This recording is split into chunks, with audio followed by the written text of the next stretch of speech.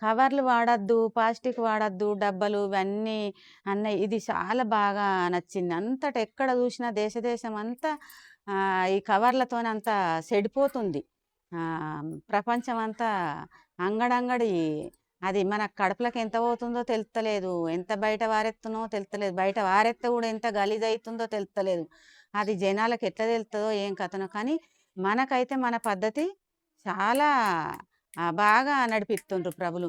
మీ ఇది ఈ సంస్థ నడిపించే ప్రభుకు కోటి కోటి వందనాలు. చాలా నాకు బాగా అందరూ చేసే ఎవ్వరి పని వాళ్ళు చేస్తుండ్రు.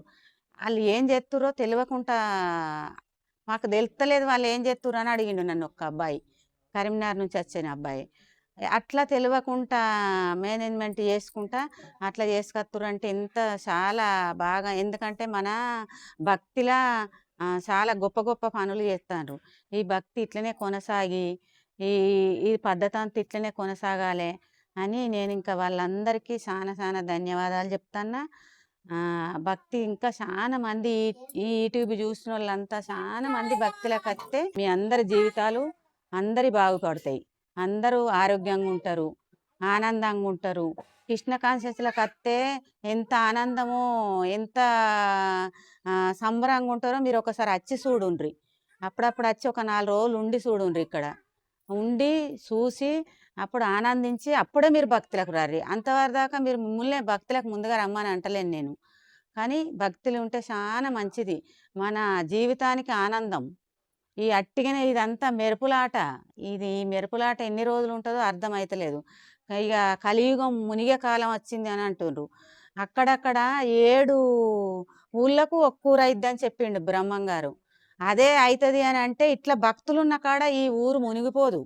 ఎసొంటి కరోనా రాని, ఎసొంటి ప్రళయం రాని, ఏదొచ్చినా ఈ ఊరు మునిగిపోదు.